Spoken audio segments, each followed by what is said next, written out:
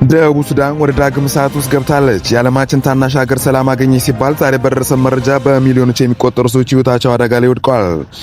ከ180 ሺህ በላይ ሰዎች ቀያቸውን ጥለው ሲሸሹ 300 የሚጠጉ ንጹሃን ደግሞ በአሰቃቂ ሁኔታ መገደላቸው ተሰምቷል። የሳልቫኪርና የሪክ ማቻር ስምምነት ላይ መፍረስ በጆንግሊንግ ግዛት የወረደው የበርሚል ቦምብ ምን አይነት ጥፋት አደረሰ? ዝርዝሩ እንደሚከተለው እናያለን። የተባበሩት መንግስታት የሰብአዊ መብቶች ኮሚሽን ዛሬ ባወጣው መግለጫ በዋና ከተማዋ ጁባ በስተሰሜን በሚገኘው የጆንግሊንግ ግዛት ግጭቱ ከፍተኛ ሁኔታ መቀስቀሱ ተገልጿል። አዣን ፍራንስ ፕሬስ እንደዘገበው ከሆነ በሺዎች የሚቆጠሩ ሰላማዊ ሰዎች ደህንነቱ ወዳልተጠበቀ ቦታ እየተሰደዱ ይገኛሉ። የአይን እማኞች እንደሚናገሩት ከሆነ ጥቃቱ እጅግ ዘግናኝ ነው። በርሚል ላይ የተጠመደ ቦምቦች በሰፈሮች ላይ ያለምንም ልዩነት እየተጣለ መሆኑን ትልቅ ስጋት ፈጥሮብናል ሲሉ በአጽንኦት ይናገራሉ።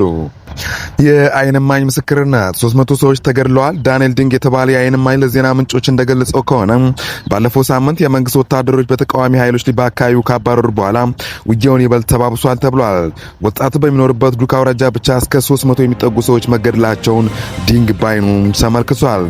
ብዙ ሰዎች ተገድለዋል፣ የቀሩትም ህይወታቸውን ለማዳን በየጫካው ተበታትነዋል ሲል ሁኔታውን በአስከፊ ሁኔታ ይገልጻል።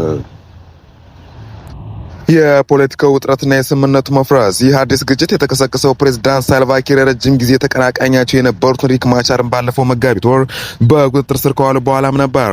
ማቻር በተለያዩ ወንጀሎች ክስ ከተመሰረተባቸው በኋላ በሁለቱ ኃይሎች መካከል በ2018 ዓ.ም ተደርሶ የነበረው የሰላም ስምምነት ሙሉ በሙሉ ፈርሷል።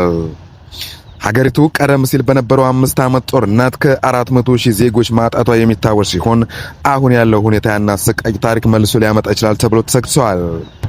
አድማጮቻችን፣ የደቡብ ሱዳን መሪዎች ለስልጣን የሚያደርጉት ፍጥጫ ንጹሃን ዜጎች ዋጋ እየከፈለ ይገኛል። የግጭት ወደ ጎረቤት ሀገራት ሊተርፍ ይችላል ወይ?